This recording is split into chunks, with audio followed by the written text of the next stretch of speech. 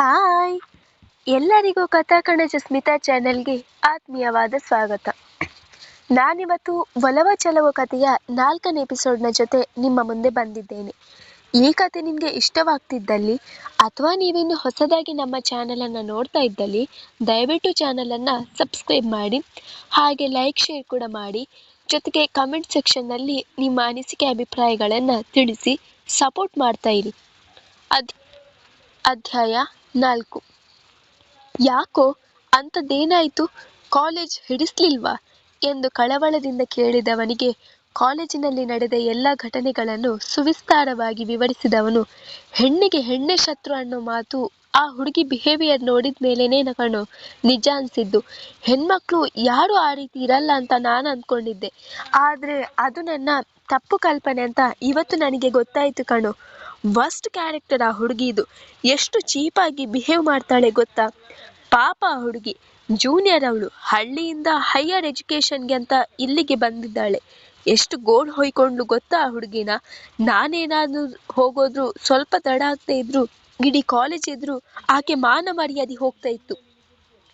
ಇದೇ ಕಾರಣಕ್ಕೆ ಕಣೋ ನಮ್ಮ ಹಳ್ಳಿ ಹೆಣ್ಮಕ್ಳು ಸಿಟಿಗೆ ಬರೋದಕ್ಕೆ ಹೆದರ್ಕೊಳ್ಳೋದು. ಇಂಥ ಹೆಣ್ಣುಗಳಿಂದಾನೇ ನಮ್ಮ ದೇಶ ಇಷ್ಟೊಂದು ಕುಲ್ಗಿಟ್ಟು ಹೋಗಿರೋದು. ಹೆಣ್ಣಿಗೆ ಸ್ವಲ್ಪನಾದ್ರೂ ನಯ ನಾಜೂಕು ಅನ್ನೋದು ಇರಬೇಕು. ಅದನ್ನ ಬಿಟ್ಟು ನಾವು ಕೂಡ ಗಂಡು ಮಕ್ಳ ಹಾಗೇನೆ ಏನ್ ಮಾಡಿದ್ರು ನಡೆಯುತ್ತೆ ಅನ್ನೋ ಮೆಂಟ್ ಸೆಟ್ ಇಟ್ಕೊಂಡು ತಿಕ್ಲಾಗಿ ಆಡಿದ್ರೆ ನನ್ನಂತವಳು ಮೆಟ್ನಲ್ಲಿ ಹೊಡಿತಾರೆ ಅಷ್ಟೇ.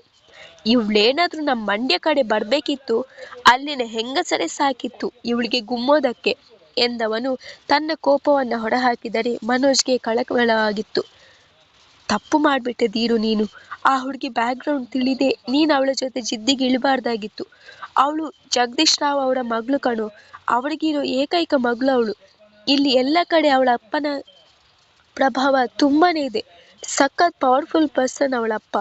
ಮಗಳು ಅಂದ್ರೆ ಸಾಯ್ತಾನೆ ಅವನು. ಅಂಥದ್ರಲ್ಲಿ ನೀನು ಅವಳಿಗೆ ಅವಮಾನ ಆಗೋ ಥರ ಮಾಡಿದೀಯ. ಸುಮ್ಮನೆ ಇರ್ತಾನೆ ಅವನು ಮೆಂಟ್ಲು ನನ್ನ ಮಗ ಎಂದನು. ಆದರೆ ಅವನ ಮಾತಿನಿಂದ ಎಳ್ಳಷ್ಟು ಭಯಪಡಲಿಲ್ಲ ಧೀರಜ್. ಓಹೋ ಹೀಗ ಅಂದ್ಕೊಂಡೆ. ಅವಳು ಅಷ್ಟೊಂದು ಎಗರಾಡುವಾಗಲೇ ಡೌಟ್ ಬಂತು, ಯಾವುದೋ ದೊಡ್ಡ ಕುಳನೇ ಇರಬೇಕು ಅಂತ. ಮಗಳನ್ನ ಕಂಟ್ರೋಲ್ನಲ್ಲಿ ಇಟ್ಕೊಳ್ಳೋಕೆ ಆಗದೆ ಇರೋ ಆ ಬಡ್ಡಿ ಮಗ ಯಾವ ಸೀಮೆ ಅಪ್ಪನು? ತವರ ಮನೇಲಿ ಈ ರೇಂಜ್ಗೆ ಆಡೋ ಇವಳು ಇನ್ನು ಗಂಡನ ಮನೇಲಿ ಹೆಂಗೋ ಕಟ್ಕೊಂಡವನು ಶಿವ ಅಂತ ನೇಣು ಹಾಕೊಳ್ಳೋದಿದ್ರೆ ಅಷ್ಟೇ ಸಾಕು ಎಂದನು. ಅವನ ಮಾತಿಗೆ ಗೊಳ್ಳೆಂದು ನಕ್ಕನು ಮನೋಜ್. ಮಗಳು ಊಟ ಮಾಡುವಾಗಲೂ ಇಷ್ಟೊಂದು ಮೌನವಾಗಿರುವುದನ್ನು ಕಂಡು ತಬ್ಬಿಬ್ಬಾದರು ಜಗದೀಶ್. ಮಗಳ ಮೌನವನ್ನ ಒಂದಿನಿತೂ ಸಹಿಸಲಾರರು ಅವರು. ಅದೇನೋ ಸಣ್ಣ ಕಂಪನ ಅವರನ್ನ ಆವರಿಸುವ ಜೊತೆಗೆ ಅನುಮಾನವೂ ಬಂದಿತ್ತು. ಮಗಳು ದೀಪು, ಏನಾಯ್ತು ಪುಟ್ಟ, ಯಾಕೆ ಹೀಗೆ ಮಂಕಾಗಿದ್ದೀಯಾ ಕೇಳಿದರು ಅವಳ ತಲೆ ನೇವರಿಸುತ್ತಾ. ಕಾಲೇಜಿನಲ್ಲಿ ನಡೆದ ವಿಷಯ ತಿಳಿಸಿ ಅಪಮಾನಕ್ಕೆ ತನ್ನನ್ನು ತಾನೇ ಗುರಿ ಮಾಡಿಕೊಳ್ಳುವುದು ಅವಳಿಗೆ ನಾಚಿಕೆಗೇಡಿನ ವಿಷಯ. ಜೊತೆಗೆ ತನ್ನಿಂದ ತಂದೆಗೆ ನೋವಾಗಬಾರದು ಎಂಬ ಇರಾದೆ. ತಾನೇನಾದರೂ ಮನೆಯಲ್ಲಿ ಆ ವಿಷಯವನ್ನೇ ತಿಳಿಸಿದರೆ ತನಗಿಂತ 10ರಷ್ಟು ನೋವು ಪಡುವವರು ತಂದೆ ಎಂಬುದು ಅವಳಿಗೂ ಚೆನ್ನಾಗಿ ಗೊತ್ತಿದೆ. ಏನಿಲ್ಲ ಡ್ಯಾಡ್ ಎಂದವಳು ತಟ್ಟೆಯಲ್ಲಿ ಕೈ ತೊಳೆದು ಅಲ್ಲಿಂದ ತನ್ನ ಕೋಣೆಯತ್ತ ಮುಖ ಮಾಡಿದರೆ ಜಗದೀಶ್ ರಾವ್ರವರ ತಲೆಯಲ್ಲಿ ಅನುಮಾನದ ಹುಳವೊಂದು ಮನೆ ಮಾಡಿತ್ತು. ದೀಪ ಹಾಗೂ ಧೀರಜ್ನ ನಡುವೆ ಮುಸುಕಿನ ಗುದ್ದಾಟ ನಡೆಯುತ್ತಲೇ ಇತ್ತು. ಅವಳು ಏನೇ ಮಾಡಿದರೂ ಧೀರಜ್ಗೆ ಅದು ಹಿಡಿಸುತ್ತಿರಲಿಲ್ಲ. ಅವಳ ಸ್ವಭಾವವೇ ಅವನಿಗೆ ಕಿರಿಕಿರಿಯನ್ನ ಉಂಟು ಮಾಡುತ್ತಿತ್ತು. ಇದರ ನಡುವೆ ಪವಿತ್ರ ಹಾಗೂ ಧೀರಜ್ನ ನಡುವೆ ಒಂದು ಸಣ್ಣ ಸ್ನೇಹ ಕೂಡ ಚಿಗುರೊಡೆದಿತ್ತು. ಆದರೆ ಆ ಸ್ನೇಹವೇ ಮುಂದೆ ಅವರಿಬ್ಬರ ಬಾಳಿನಲ್ಲೂ ಬಿಡುಗಾಳಿಯನ್ನ ಬೀಸುತ್ತದೆ ಎಂಬ ಸಣ್ಣ ಸುಳಿವು ಕೂಡ ಅವರಿಗಿರಲಿಲ್ಲ. ಅಂದು ದೀಪಾಳಿಗೆ 2ನೇ ಅವಧಿ ಧೀರಜ್ನದ್ದಾಗಿತ್ತು. ಮೊದಲೇ ಅವನನ್ನ ಕಂಡರೆ ಉರಿದು ಬೀಳುವ ಹುಡುಗಿ ಅವನ ಪಾಠ ಕೇಳಲು ಸಿದ್ಧಳಿರುವಳೆ. ಬೇಕೆಂದೇ ಆ ಅವಧಿಯಿಂದ ತಪ್ಪಿಸಿಕೊಂಡು ಕಾಲೇಜ್ನ ಗ್ರೌಂಡ್ನಲ್ಲಿ ಕೂತು ಬಿಟ್ಟಿದ್ದಳು. ತರಗತಿಯೊಳಗೆ ಎಲ್ಲರ ಹಾಜರಾತಿ ಹಾಕುತ್ತಿದ್ದವನಿಗೆ ಅವಳು ಗೈರಾಗಿರುವುದನ್ನು ಕಂಡು ಅಚ್ಚರಿಯ ಜೊತೆಗೆ ಅನುಮಾನವೂ ಬಂದಿತ್ತು. ಅದೇ ವಿಷಯವಾಗಿ ಅವಳ ಗೆಳತಿ ಶಿಲ್ಪಾಳ ಬಳಿ ವಿಚಾರಿಸಿದಾಗ ಸತ್ಯ ಹೊರಬಂದಿತ್ತು. ಶಿಲ್ಪಾ, ಎಲ್ಲಿ ನಿಮ್ಮ ಫ್ರೆಂಡ್? ಬೆಳಿಗ್ಗೆ ಇಲ್ಲೇ ಕ್ಯಾಂಪಸ್ನಲ್ಲಿ ಓಡಾಡ್ತಾ ಇದ್ರು, ಈಗ ನೋಡಿದ್ರೆ ಕ್ಲಾಸ್ನಲ್ಲೇ ಇಲ್ಲ. ಎಲ್ಲಿಗೆ ಹೋಗಿದ್ದಾರೆ? ಕ್ಲಾಸ್ ಬಂಕ್ ಮಾಡಿ ಸಿನಿಮಾಗೆ ಹೋಗೋ ಶೋಕಿ ಕೂಡ ಇದೆಯೇನೋ ನಿಮ್ಮ ಫ್ರೆಂಡ್ಗೆ ಅಲ್ವಾ? ಅವನ ಚೂಪು ಮಾತಿಗೆ ಸುಳ್ಳು ಹೇಳಿ ತಪ್ಪಿಸಿಕೊಳ್ಳಲು ಅವಳ ನಾಲಗೆಯು ಹಿಂದೇಟು ಹಾಕಿತ್ತು. ಸರ್, ಅವಳಿಗೆ ನಿಮ್ಮ ಕ್ಲಾಸ್ ಇಷ್ಟ ಇಲ್ವಂತೆ ಎಂದಳು ಸಣ್ಣಗಿನ ಧ್ವನಿಯಲ್ಲಿ. ಅದಕ್ಕೆ ಅವಳು ಕ್ಲಾಸ್ ಬಂಕ್ ಮಾಡಿ ಗ್ರೌಂಡ್ನಲ್ಲಿ ಹೋಗಿ ಕೂತಿದ್ದಾಳೆ ಎಂದಳು ಶಿಲ್ಪಾ ಹಿಂಜರಿಯುತ್ತಲೇ. ಓ ಐ ಸಿ. ಹೀಗ ಎಂದು ತನ್ನಷ್ಟಕ್ಕೆ ನುಡಿದವನು, ಸರಿ, ಅವರು ಕ್ಲಾಸ್ಗೆ ಬಂದ್ಮೇಲೆ ಸ್ಟಾಫ್ ರೂಮ್ಗೆ ಒಮ್ಮೆ ಬರೋಕೆ ಹೇಳಿ ಎಂದವನೇ ಅಲ್ಲಿಂದ ಹೊರಟನು. ವಾಟ್ ನಾನ್ಸೆನ್ಸ್, ಅವನನ್ನ ಹುಡುಕೊಂಡು ನಾನ್ ಸ್ಟಾಫ್ ರೂಮ್ ತನಕ ಹೋಗ್ಬೇಕಾ? ನಂಗೆ ಅವಶ್ಯಕತೆ ಇಲ್ಲ. ಮಾತಾಡ್ಬೇಕಾಗಿರೋದು ಅವನಿಗೆ ತಾನೆ, ಅವನೇ ಬರ್ಲಿ. ಕ್ಲಾಸ್ನಲ್ಲಿ ನಡೆದ ಎಲ್ಲ ವಿಷಯವನ್ನು ಗೆಳತಿಯಿಂದ ತಿಳಿದುಕೊಂಡ ಹುಡುಗಿ ಅವಳ ಮೇಲೆ ಹರಿಹಾಯ್ದಳು. ಹಾಗೆಲ್ಲ ಹಠ ಮಾಡಬೇಡ ದೀಪು, ಅವನು ನಮ್ಮ ಲೆಕ್ಚರರ್, ನೆನಪಿರ್ಲಿ. ಮೊದಲೇ ಕಟ್ಟುನಿಟ್ಟಿನ ಮನುಷ್ಯ ಅವರು. ಈ ಕಾಲೇಜ್ಗೆ ಜಾಯಿನ್ ಆದ ಮೊದಲನೇ ದಿನಾನೇ ಬೆವರಿಳಿಸಿದ್ದಾರೆ, ಮರ್ತ್ಬಿಟ್ಯಾ? ಕೇಳಿದಳು ಶಿಲ್ಪ. ತಕ್ಷಣ ಹಿಂದಿನ ದಿನಗಳಲ್ಲಿ ಅವನು ಬಿಸಿ ಮುಟ್ಟಿಸಿದ್ದನ್ನ ನೆನಪು ಮಾಡಿಕೊಂಡ ಹುಡುಗಿ ಒಳಗೊಳಗೆ ತುಸು ಅಂಜಿದ್ದರೂ ಕೂಡ ಅದನ್ನು ಹೊರಗಡೆ ತೋರಿಸಿಕೊಂಡಿರಲಿಲ್ಲ. ಸೊ ಏನಿವಾಗ? ಅವನು ಹಾಗೆ ಮಾಡ್ದ ಅಂತ ಹೆದರ್ಕೊಂಡು ಅವನ ಹತ್ರ ಹೋಗ್ಬೇಕಾ? ಒಳ್ಳೆ ಸ್ಕೂಲ್ ಮಕ್ಕಳು ತರ ಹೆದರ್ಕೊಳ್ತೀಯಲ್ಲೇ ಎಂದು ಅಸಡ್ಡೆ ತೋರಿದ ಹುಡುಗಿ ಅಲ್ಲಿಂದ ಕದಲಲಿಲ್ಲ. ಅದರ ಮುಂದಿನ ಪರಿಣಾಮವನ್ನ ಅವಳು ಎದುರಿಸಬೇಕಾಗಿತ್ತು. ಅವ್ವಾಡೆ, ಧೀರಜಪ್ಪ ಪಟ್ನಕ್ಕೆ ಹೋಗವ್ರಲ್ಲ, ಹಂಗೆ ಅಲ್ಲೇ ಯಾವ್ದಾದ್ರೂ ಪಟ್ನದ ಹುಡ್ಗಿನ ನೋಡಿ ಲಗ್ನ ಮಾಡಿಸ್ಬಿಡಿ ಎಂದನು ತೆಂಗಿನಕಾಯಿ ಸುಳಿಯುತ್ತಿದ್ದ ಆ ಮನೆಯ ಕೆಲಸದಾಳು ಭೈರ. ಅವನ ಮಾತು ಕೇಳಿದ್ದೆ ತಡ, ಎಲ್ಲ ಅಡಿಕೆ ಮೆಲ್ಲುತ್ತಿದ್ದ ಕಾಳಮ್ಮನವರು ಭದ್ರಕಾಳಿಯ ರೂಪವನ್ನೇ ತಾಳಿದ್ದರು. ಏನ್ಲ ಅಂದೆ ನೀನು? ಇನ್ನೊಂದಪ್ಪ ಅನ್ನು ಎಂದವಳ ಮಾತಿನ ಹಿಂದೆ ಭುಗಿಲೆದ್ದಿರುವ ಕೋಪವನ್ನರಿಯದವನು, ಅದೇ ಅವ್ವಾಡೆ, ನಮ್ ಧೀರಜಪ್ಪ ಪಟ್ನಕ್ಕೆ ಪಾಠ ಮಾಡೋಕೆಂತ ಹೋಗವ್ರಲ್ಲ, ಹಂಗೆ ಅಲ್ಲಿ ಪಟ್ನದಾಗಿ ಒಂದು ಹುಡ್ಗಿನ ನೋಡಿ ಲಗ್ನ ಎಂದವನ ಮಾತು ಮುಗಿಯುವ ಮುನ್ನವೇ ಅಲ್ಲೇ ಸುಳಿದು ಹಾಕಿದ್ದ ತೆಂಗಿನಕಾಯಿಯ ಸಿಪ್ಪೆಯನ್ನ ಅವನ ಮೇಲೆ ಕೋಪದಿಂದ ಎಸೆದವಳು, ಅಯ್ಯೋ ನಿನ್ ಬಾಯಿಗೆ ಹಸು ಗಂಜಲ ಉಯ್ಯ ದರ್ಬೇಸಿ, ಆ ಪಟ್ನದ ಎಣ್ಣೈಕ್ಳನ್ನ ನನ್ ಮಗ ಧೀರಿಗೆ ಕೊಟ್ಟು ಅಂತೀಯ? ಯಾಕೆ ಸೋಕೆಸ್ನಾಗ ಮಡಗೋಕ? ನನ್ ಪಿರಾಣ ಹೋದ್ರುವೆ ಸರಿ, ನಾನ್ ಮಾತ್ರ ನನ್ ಮಗಂಗೆ ಪಟ್ನದ ಹುಡ್ಗಿನ ಲಗ್ನ ಮಾಡ್ಸಕ್ಕಿಲ್ಲ. ತೊಡೆ ಕಾಣೋಂಗೆ ಬಟ್ಟೆ ಹಾಕೊಂಡು ಮೂಡು ಬಿಟ್ಟೋರಂಗೆ ಕುಣಿಯೋ ಆ ದರ್ಬೇಸಿಗಳನ್ನ ನನ್ ಮನೆಗೆ ತಂದ್ಕೊಳ್ಳೋಕೆ ನಂಗೇನ್ ತಿಕ್ಲಿ ಹಿಡಿದೈತ? ಇನ್ನೊಂದಪ್ಪ ಏನಾದ್ರೂ ನೀನ್ ಹಿಂಗ್ ಮಾತಾಡಿದ್ರೆ ನಿನ್ ಬಾಯಿನಾಗೆ ಅಲ್ಲಿ ಉಳಿತೈತಲ್ಲ ಆ ಒಲೆನಾಗಿರೋ ಕೆಂಡ, ಅದನ್ನೇ ತುರುಕ್ಬಿಡ್ತೀನಿ, ಉಸಾರು. ಹಂಗೆ ನಾಡ್ವೆ ನನ್ ಮಗ ಪಟ್ಟದ ಹುಡ್ಗಿನ ಕರ್ಕೊಂಡ್ ಬಂದ್ರೆ ಪೊರ್ಕಿನಾಗಿ ಬಾರಿಸಿ ಇಬ್ರನ್ನು ಒದ್ದು ಓಡಿಸ್ತೀನಿ ಆಟೆಯ ಎಂದವಳು ಸೂಡು ಹಾರಿ ಹೋಗುವಂತೆ ಕಿರುಚಿದರೆ ಅಡುಗೆ ಕೋಣೆಯೊಳಗೆ ನಿರತಳಾಗಿದ್ದ ಭಾಗ್ಯ ಹೊರಗಡೆ ಓಡೋಡಿ ಬಂದಿದ್ದಳು. ಅಯ್ಯೋ ಅತ್ತೆವ್ವ, ಏನಾಯ್ತು?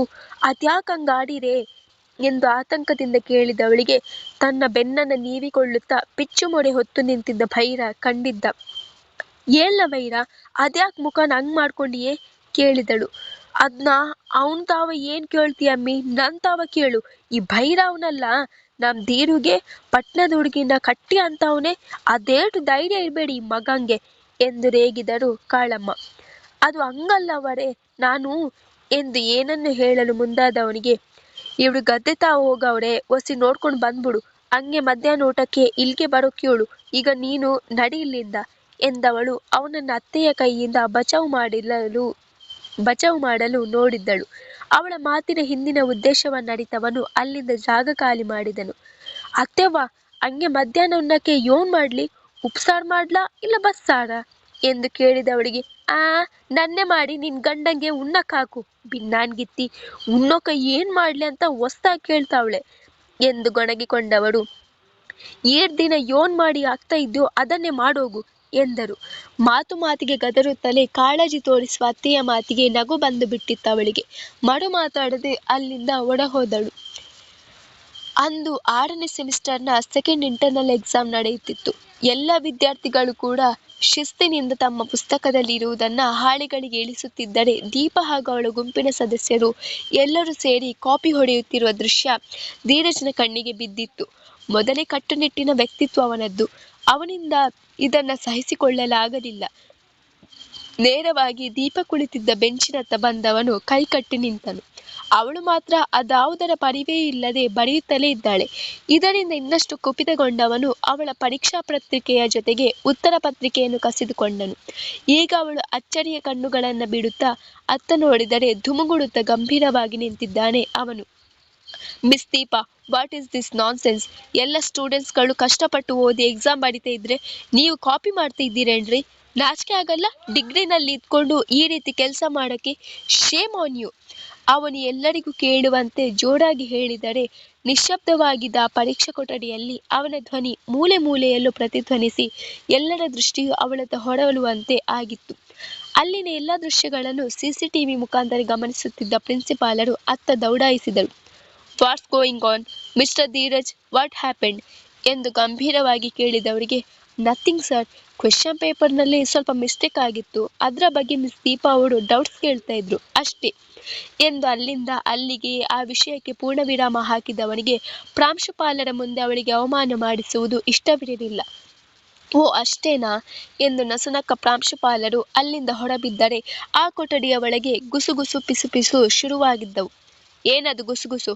ಇದು ಎಕ್ಸಾಮ್ ಹಾಲ್, ಎಲ್ರೂ ಎಕ್ಸಾಮ್ ಬರೀರಿ ಎಂದವಳ ಬಾಯಿಗಳನ್ನು ಮುಚ್ಚಿಸಿದವನ ಕಣ್ಣುಗಳು ತನ್ನ ಮುಂದೆ ತಲೆ ತಗ್ಗಿಸಿ ನಿಂತಿದ್ದವಳ ಮೇಲೆ ಹೋಗಿತ್ತು. ಒಳಗೊಳಗೆ ತತ್ತರಿಸಿ ಹೋಗುತ್ತಿದ್ದಳು ದೀಪ. ಅವನು ಆ ಕಾಲೇಜ್ಗೆ ಕಾಲಿಟ್ಟ ನಂತರ ಅವಳ ಕೆಟ್ಟ ದಿನಗಳು ಶುರುವಾಗಿದ್ದವು.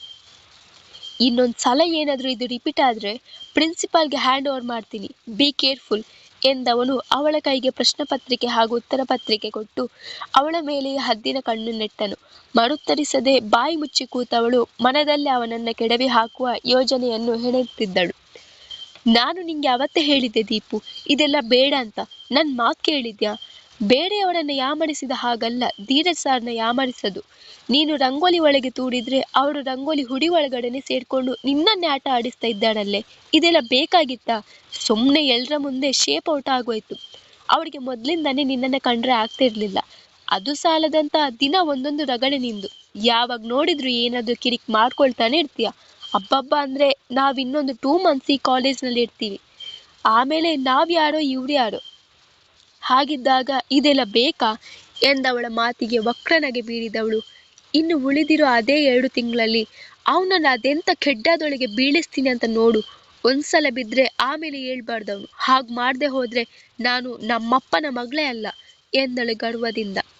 ನೀನು ತೋಡಿದ ಕೆಡ್ಡದಲ್ಲಿ ಅವನು ಬೀಳ್ತಾನೋ ಅಥವಾ ನಿನ್ನನ್ನೇ ಬೀಳಿಸ್ತಾನೋ ಯಾರಿಗೊತ್ತು ಎಂದು ಮನದಲ್ಲೇ ಗೊಣಗಿದ್ದವಳಿಗೆ ಗೆಳತಿಯ ಮುಂದೆ ಉತ್ತರಿಸಲು ಭಯ. ಅಂದರೆ ಏನೇ ಮಾಡ್ತೀಯಂಥದ್ದು? ನಿನ್ನ ತಂದೆ ಹತ್ರ ಹೇಳಿ ಹಾಕೊಡ್ತೀಯಾ ಎಂದು ಕೇಳಿದವಳಿಗೆ ಇಂಥ ಜುಜುಬಿ ಕೆಲಸಕ್ಕೆಲ್ಲ ಡ್ಯಾಡ್ನ ಯಾಕೆ ಕಟ್ಕೊಳ್ಳಿ, ನಾನೇ ಇಲ್ವಾ? ಅದೆಷ್ಟು ಮೆರಿತಾನೋ ಮೆರಿಲಿ, ಕುರಿ ಕೊಬ್ಬಿದಷ್ಟು ಕಟುಕನಿಗೇನೆ ಲಾಭ. ಇವನು ನನ್ನ ಕಾಲಿನ ಧೂಳಿಗೆ ಸಮ ಕಣೆ. ಜಸ್ಟ್ 2 months ವೇಟ್ ಮಾಡು, ಆಮೇಲೆ ನೋಡು ಎಂದವಳ ಮನದಲ್ಲಿ ಬಹುದೊಡ್ಡ ಸಂಚೆ ರಚಿತವಾಗಿತ್ತು. ಮುಂದುವರಿಯುವುದು. ಹೇಗಿತ್ತು ಈ ಎಪಿಸೋಡ್? ಕಾಳಮ್ಮ ಅವರು ಪಟ್ನದ ಹುಡುಗಿನೇ ಬೇಡ ಅಂತಿದ್ದಾರೆ. ಈ ಕಡೆ ಧೀರಜ್ ದೀಪ ಒಳ್ಳೆ ಎಣ್ಣೆ ಸೀಗೆಕಾಯಿ ಥರ ಆಡ್ತಾ ಇದ್ದಾರೆ. ಇವರಿಬ್ಬರ ಜೋಡಿ ಹೇಗಾಗುತ್ತೆ ಅನ್ನೋ ಕುತೂಹಲ ಇದೆಯಾ? ಒಂದು ವೇಳೆ ಇವರಿಬ್ರು ಮದುವೆ ಆದರೂ ಕಾಳಮ್ಮದಿಕ್ಕೆ ಒಪ್ತಾರೆ ಅನ್ಸುತ್ತಾ? ಇದಕ್ಕೆಲ್ಲ ಉತ್ತರ ಕಥೆಯಲ್ಲೇ ಇದೆ, ನೀವು ಸಂಪೂರ್ಣವಾಗಿ ಕೇಳಬೇಕು ಅಷ್ಟೇ. Thank you.